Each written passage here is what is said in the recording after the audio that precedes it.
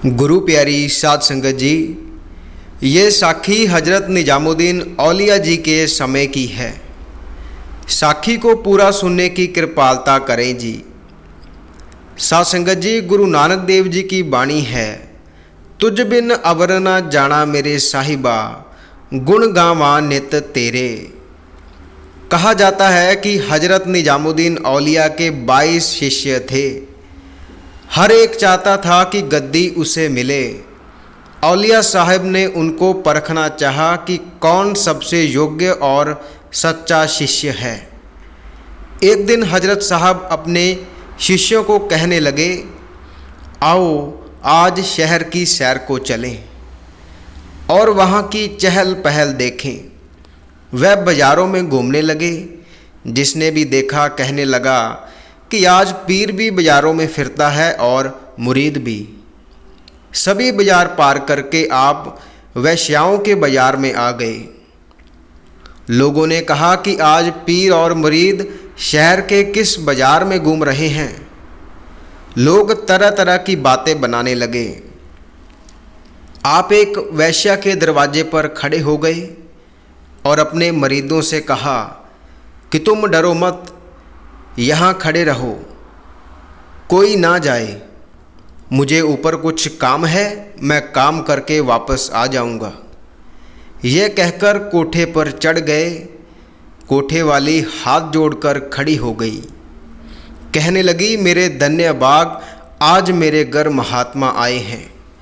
मैं तो ऐबों पापों से बरी हूँ। महाराज, मेरे लिए क्या हुक्म है?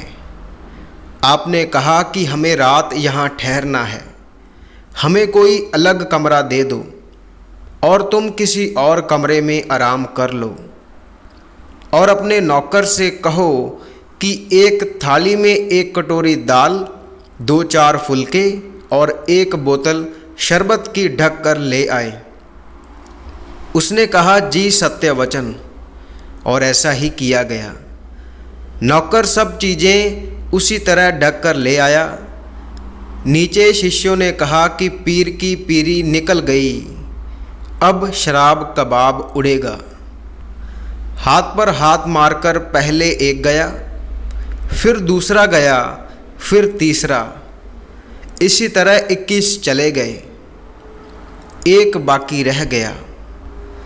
दाल रोटी किसे खानी थी और शरबत किसे पीना था? आपको तो अपने शिष्यों की परख करनी थी। जब सुबह हुई, नीचे उतरे, देखा कि सिर्फ अमीर खुसरो खड़ा है। आपने पूछा, बाकी कहाँ गए? उसने कहा कि अमुक इस वक्त चला गया, अमुक उस वक्त चला गया। इसी तरह सब चले गए। पीर साहब ने पूछा कि तू क्यों नहीं गया? वह बोला, हजरत, चला तो मैं भी जाता, लेकिन आपके सिवा मुझे कोई जगह दिखाई नहीं दी। मैं कहाँ जाता? आपने हंसकर उसे गले लगा लिया और उसे गद्दी दे दी। साध संगत जी, जो कुल मालिक से जुड़े हुए महात्मा होते हैं, उन्हें समझना इतना आसान नहीं होता। उनके हर किए गए कार्यों में कोई ना कोई राज अवश्य होता है।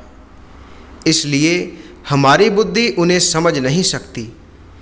वह तो अगर उनकी कृपा हो तब ही हम उनकी रजा को समझ सकते हैं, उनके बाणे को समझ सकते हैं, नहीं तो हम नहीं समझ सकते।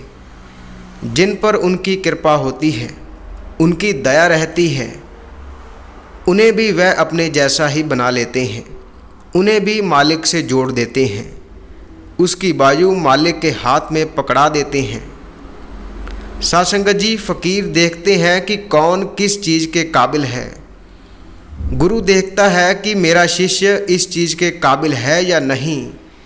जो है उसी को वह चीज़ प्रदान करता है। अगर सभी सेवक ऐसे बन जाएं तो ये दुनिया स्वर्ग बन जाए। साध संगत जी, हम आपके लिए ऐसे ही रूहानी साखियाँ लेकर आते रहते हैं।